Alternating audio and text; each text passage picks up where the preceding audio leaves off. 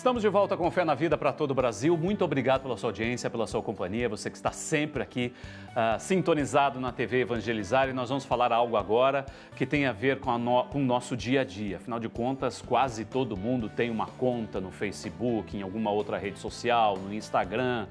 E as pessoas se preocupam sempre com a sua privacidade. Mas aqui vem a pergunta, será que existe mesmo privacidade no mundo virtual? Tem como a gente manter os nossos dados seguros, né? Sem sofrer qualquer tipo de compartilhamento, de dano pessoal nesse sentido? É o que nós vamos falar agora aqui no estúdio. Afinal de contas, todos os dias, milhares de pessoas são vítimas de golpes pela internet ou de ameaças em relação à sua privacidade na internet. Sem contar na ameaça até da divulgação de dados pessoais, de fotos, essas coisas todas. Aqui no estúdio eu vou conversar com a Fernanda Musardo, especialista em internet, que sabe tudo sobre esse ambiente virtual. Tentamos, né, Fernanda? Tudo bem? Tudo já, tudo ótimo. Bem-vinda, obrigado por participar aqui, por atender o nosso convite. Obrigada mais uma vez. E também o Alan Lopes, que é advogado especialista em direito digital. Tudo bem, Alan? Tudo bem, Rodrigo. Muito obrigado pelo convite. Obrigado por estar aqui com a gente, colaborar, até porque vem aí uma nova legislação. Eu quero começar nessa novidade, né?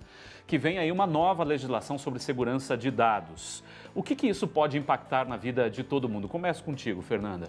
Olha, primeiro, eu acredito que a definição clara do que é um dado pessoal ficou melhor para o usuário entender.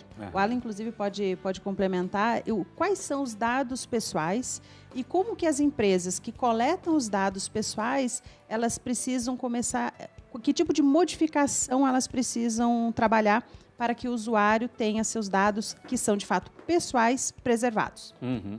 Perfeito. A lei ela faz justamente essa distinção a respeito do que é dado pessoal e do que são dados sensíveis. Né? Então, documentos pessoais, origem racial, sexo, todos esses são dados que são protegidos. Acho que é importante consignar também que, juridicamente, a proteção de dados pessoais ela é muito antiga. O direito se preocupa com isso.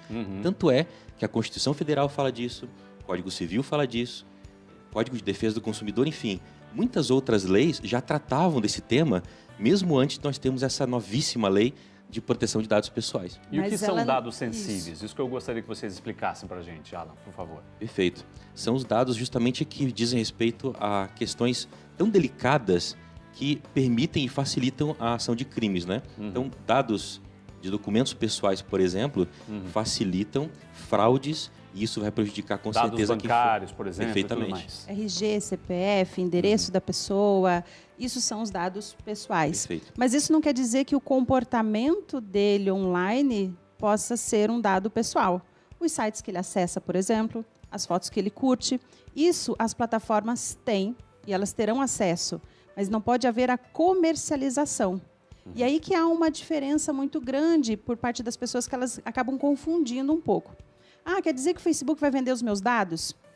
Ele vai disponibilizar os seus dados para que os anunciantes encontrem pessoas pertinentes ao perfil que deseja impactar.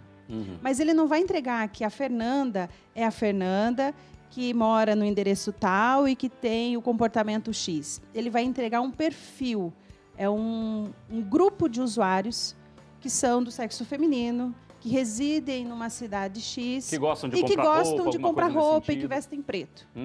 Ele não vai revelar que eu sou Fernanda, mas sim um perfil. E aí que as pessoas acabam confundindo. Elas acreditam que ele vai disponibilizar o avatar da pessoa como se fosse um livro. Isso não ocorre. Bom, eu quero, inclusive, colocar aqui para vocês uma notícia e para falar que, inclusive, isso não é muita novidade, né? Esse compartilhamento de dados pela internet, todo mundo sabe que isso acontece. Inclusive, quem usa muito o Facebook, às vezes se assusta, mas como que esse anúncio chegou para mim se eu estou pesquisando, por exemplo, comprar um pneu de um carro? E daqui a pouco o Facebook começa a mandar um monte de oferta para mim de pneu de carro, mas eu não usei o Facebook para pesquisar isso. Tem umas coisas meio malucas que de vez em quando assustam as pessoas. Mas enfim, recentemente, em dezembro, saiu uma notícia no New York Times e outros jornais publicaram. Eu vou colocar aqui a notícia através do El País. Olha só. Facebook compartilhou dados sensíveis de usuários com mais de 150 grandes empresas. Uma nova investigação do jornal americano, o New York Times, que revela o trato com tecnologias enquanto a rede social defendia a privacidade. E aí foram empresas como a Apple, a Amazon, a Microsoft, o Netflix, Spotify, aproveitaram diferentes acordos com o Facebook para usar os dados de seus usuários em vários serviços, né? E em troca, o Facebook obteve informações mais detalhadas dos usuários que usavam, né, a rede social, como, por exemplo, pessoas que talvez você conheça, você recebe ali as indicações de amizades e tal, que sugeria pessoas conectadas em outras plataformas, e foram mais de 270 páginas de documentos internos, enfim, há uma investigação sendo feita em relação a essas redes sociais. Mas como isso pode impactar a nossa vida? Eu gostaria que vocês falassem isso. Que tipo de risco o usuário de uma rede social corre ao ter os seus dados disponibilizados para grandes empresas? Os dados, obrigado, Rodrigo, os dados são muito variados. E acho que é importante falar que o principal objetivo da lei é justamente proteger o usuário nesse sentido. A nova lei de proteção de dados transforma esse cenário. Você agora, como empresário, você precisa da autorização do usuário de internet para você fazer qualquer tipo de coleta de dados. Isso precisa haver transparência. Isso vai provocar maior transparência no mercado. Eu preciso dizer que tipo de dado eu vou coletar e o que eu vou fazer com esse dado. Isso precisa ser colocado principalmente naquele termo de uso, naquela política de segurança que os aplicativos e sites colocam para que o usuário aceite. Né? Então é fundamental que a gente faça aquela leitura para saber em que momento ou em que grau de dados eles vão coletar de mim e saber que eu estou oferecendo esse consentimento livre, que é isso que a lei exige, um consentimento livre, para que isso seja, essa coleta de dados, seja legal. E cá entre nós, né, Fernanda, poucas pessoas leem essa política de privacidade. Acho que se tiver alguma pessoa que leu na íntegra a política de privacidade, por exemplo, do Facebook, prazer, eu também nunca li. Eu li, né? Eu já li. Você já leu? Já li e sei dos dados que ele coleta. Mas você leu porque você é um especialista em internet, agora o usuário não lê, né? Mas o usuário não vai ler e ele não tem opção. Quero, porém, não com isso X ou Z. Ele só tem opção, ou você aceita, ou você não aceita. O não aceitar para o usuário é um problema, porque ele não vai fazer uso. Sim. Então, quando o usuário faz, por exemplo, eu estou com preguiça de criar uma conta no Spotify, eu vou usar o meu login com o Facebook, ele está disponibilizando os dados. E ele está dizendo para o Spotify, eu aceito, colete as minhas informações. Não aceitar quer dizer não faça uso do aplicativo. E aí o usuário, cabe a ele decidir, e ele acaba decidindo por fazer parte daquela comunidade, fazer o uso do serviço, e ele acaba aceitando os termos de uso. Então, por mais que exista a lei é ótima, a gente precisa realmente para ter o amparo jurídico, para caso haja alguma necessidade ou alguma questão seja amparado judicialmente, mas precisa haver um comportamento defensivo. Não adianta a gente instalar um software, ter uma lei ou fazer qualquer coisa se o nosso comportamento não é seguro. Se a gente desconhece para quem a gente está compartilhando a informação, se a gente acha que com a gente não vai acontecer. Então, cabe muito mais ao usuário se proteger e ler as informações, entender a mecânica dos aplicativos, o porquê que eles são tão bons, por que eles são gratuitos.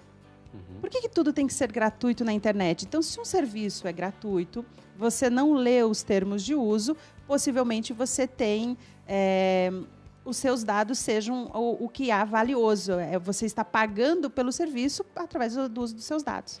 E aqui vale aquela máxima, né, Rodrigo? Quando você não é o consumidor pagante, você acaba sendo produto. Exatamente. Nós temos uma lei que não é tão nova assim, a lei chamada de Carolina Dickmann, né? Lei 12737. Devido ao vazamento das fotos da Carolina Dickmann e tudo mais. Já vamos tocar, inclusive, nesse assunto aí. Perfeito.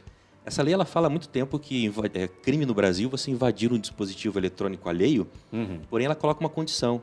Para ser crime no Brasil, precisa que haja uma quebra de segurança.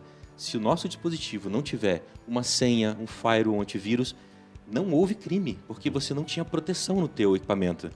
Veja como isso é uma discussão doutrinária, até jurisprudencial. Sim. E aí, quando você compra um smartphone, você acha muito chato colocar uma senha para bloquear a tela. Eu perco muito tempo. Então, não... Você está sujeito, exatamente. Assim. É o seu comportamento que você achou que era mais fácil, que tornou você vulnerável. Não só vulnerável ao vazamento da informação, mas como uma instalação de um software, ou até mesmo você cair em alguma isca digital para que você forneça seus dados. de novo, o comportamento do usuário sendo seguro protege ele de manter a sua privacidade. Mas o que é? Vamos então tornar isso mais prático para as pessoas. O que é ter um comportamento seguro na internet hoje em dia, Fernanda? Primeiro, não faça os testes no Facebook. Eu peguei nessa tecla aí porque tem muita gente que adora fazer aqueles testezinhos, quiz no Facebook ou em qualquer rede social. Como eu seria do sexo oposto? A pessoa vai lá e faz o teste. Ou quais argumentos o que está certo na minha vida, o que você pode acertar desse meu teste aqui? A pessoa faz o testezinho. Como se você juntasse 3 fotos e ele te diria que você vai parecer o Rodrigo Hilbert. Sinto muito. Não será. Não será, sim. Não será. Mas é uma brincadeira que as pessoas gostam e isso disponibiliza todos os dados para... Porque você faz o seu login com o Facebook. Você usa uma credencial de uma plataforma que tem toda a sua vida. Ah, mas eu não compartilho nada no Facebook. Compartilha a partir do momento que você assiste um vídeo, que você clica num site, que você acessa, visualiza uma foto, você está disponibilizando o seu comportamento. E aí essa pessoa que tem o seu login, ela também vai conseguir coletar todas essas suas informações. Então, primeira coisa, não caia nessa ideia de que é tão legal, tão divertido e de graça. Por que seria de graça? Se é de graça, eu estou vendendo as minhas informações. Segundo, quando a gente fala instale softwares de antivírus e esses softwares de bloqueio, é para que realmente você tenha alguma forma de alerta no teu dispositivo, seja no computador ou seja no smartphone, que ele consiga sinalizar que aquele ambiente onde você está visitando, ele é vulnerável.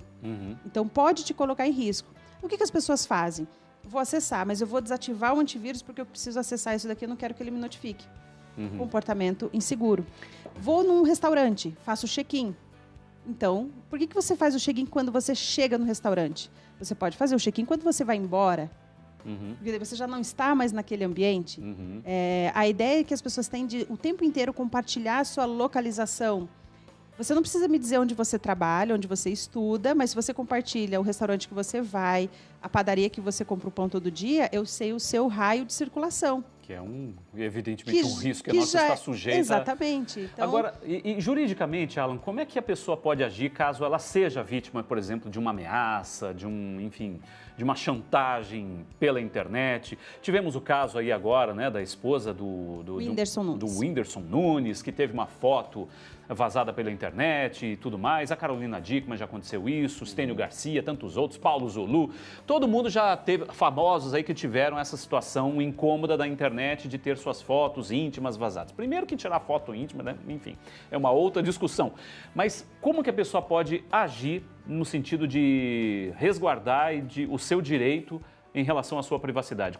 O que a lei diz nesse sentido? Como que ela deve fazer? Perfeito. Isso é uma dica prática bem importante daquilo que ela deve fazer se ela for vítima de um crime digital. Antes disso, acho que é importante dizer que existe um artigo no Código Penal, novidade isso, artigo 218-C. E ele fala que é crime você compartilhar fotos íntimas sem autorização. Ou seja, não é crime só quem posta a foto, quem invadiu, quem hackeou. É crime também se eu compartilhar essa foto. Pouca gente sabe disso. O fato de eu compartilhar algo que é ilegal também me torna um praticante de um ato ilegal. O que a pessoa deve fazer se ela for vítima de uma ameaça, de qualquer crime digital? Primeira providência é procurar preservar a prova digital. Como é que eu faço isso? É claro que eu posso dar um print na tela, um print screen na tela, mas isso, Rodrigo, é de certa forma muito frágil, né? Porque pode ser em tribunal questionado. Poxa, mas esse print teu eu faço na era do Photoshop, né? Então, o recomendado é que você vá até um cartório e faça o que pouca gente ainda conhece, que é a ata notarial. A ata notarial, ela tem um diferencial, porque o profissional do cartório, ele vai dar print da tela, seja na ameaça que você sofreu, seja na foto que está te causando dano, e isso vai para uma ata. E como o tabelião tem fé pública, isso é uma prova inquestionável, uma prova muito robusta para você ajuizar um processo. A partir daí, você procure uma delegacia, preferencialmente se a sua cidade tiver uma delegacia especializada em cybercrimes. Aqui em Curitiba nós temos uma, na José Loureiro. E depois disso, você pode procurar, aí sim, um advogado para entrar com o processo e pedir os danos. A indenização dos danos. Tá certo. Eu quero falar agora de algo muito importante nesse nosso dia a dia, que é a segurança das crianças na internet, né? É muito importante a gente falar sobre isso, porque monitorar os filhos na internet é a melhor maneira de evitar perigos que a tecnologia pode trazer na vida deles. Veja só.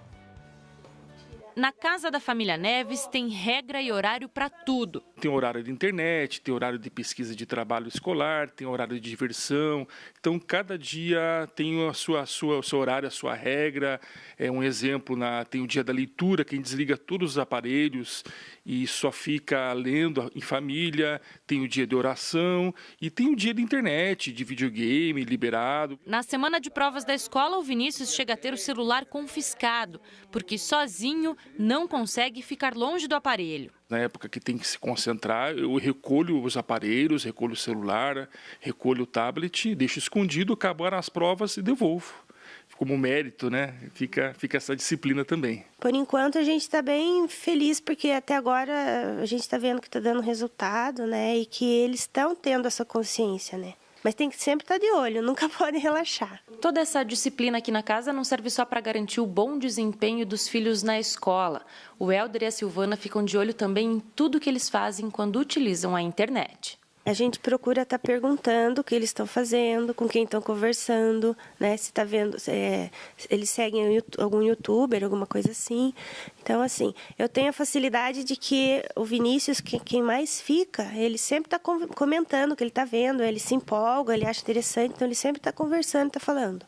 Mas quando ele fica quieto muito tempo e não fala, eu procuro perguntar, né? Por uma vontade da Lorena, filha mais velha do casal, que queria fazer uma conta em uma rede social, Silvana também se cadastrou para acompanhar tudo que a filha postava. Fiz a minha com o objetivo, né, de cuidar deles, né, de ficar regulando mesmo. Todo esse cuidado que os pais têm com as redes sociais dos filhos e a curiosidade em saber com quem eles conversam não é excesso de zelo. A especialista em direito digital, Sandra Tomasi, explica que hoje são muitos os perigos da internet. Os riscos mais comuns e que causam exposição, né, é as crianças não terem a orientação e, por exemplo, começar a contar a rotina do dia a dia da família nas redes sociais, né, ou em canais de comunicação, porque infelizmente tem pessoas que ficam procurando, né, saber disso, às vezes até para um sequestro ou para coisa do gênero. Então é importante falar, olha, filho, você não pode contar coisas da nossa rotina. Né? Você não pode conversar com qualquer pessoa. Assim como a gente orienta, na rua você não pode falar com qualquer estranho, né? Numa rede social ou na internet você não pode falar com qualquer pessoa que você não saiba quem é. Restringir completamente o uso de aparelhos eletrônicos não é a melhor solução, segundo a especialista. Mas estabelecer horários para o uso pode ser uma boa saída. O tempo exato é aquele que não vai prejudicar as outras atividades da criança. Então, ela tem atividades educacionais, ela não pode ficar o dia inteiro no computador jogando, por exemplo, porque ela precisa sair, ela precisa conversar com as pessoas, ela precisa se socializar, ter o contato humano. Isso é muito importante. Então, o limite é esse. Ainda assim, o diálogo é o melhor jeito de evitar problemas. É fácil fazer coisa escondida, né? A gente sabe que é. E, assim, o objetivo não é o medo, né? A gente não quer que eles tenham medo dos pais, ou deixem de conversar, ou deixem de estar, né? É ter esses grupos, né? E estar nessa mídia. Mas a gente quer que eles façam de maneira responsável. Todo cuidado é pouco quando a gente fala em criança, né? Recentemente até um pedófilo aí foi preso, ele tinha mais de 1000 perfis no Facebook, sempre com fotos diferentes, então cuidado, desconfie, fique atento e de olho nos filhos, né? Acho que esse é o conceito básico para a gente ter segurança na internet hoje em dia, não é? Acho que a questão do método que a família vai adotar não é o tão importante, mas o fato de estar sob o controle, ter o controle da situação e a educação dos seus filhos. Isso aí. O controle que a Fernanda dizia gera repercussão jurídica, porque pelo Código Civil os pais respondem. E precisamos entender, internet não é terra sem lei. É isso aí. Gente, muito obrigado pela presença de vocês. Quero destacar aqui, inclusive, o livro do Alan Lopes, que é advogado, especialista em direito digital, está aqui, Direito das Novas Tecnologias. Você pode ter acesso, enfim, trata também um pouco mais dessa parte jurídica sobre o comportamento nosso nessa era digital e como que o direito resguarda também o direito das próprias pessoas. Muito obrigado, Alan, pela sua participação aqui. Fernanda, obrigado mais uma vez. Obrigada. Mais uma vez. Muito obrigado pela sua audiência, pela sua companhia. Ficamos por aqui. Lembrando que amanhã, 9 da manhã, 9 da noite, tem mais Fé na Vida para você na TV Evangelizar. Valeu, beijo, abraço, até amanhã. Tchau.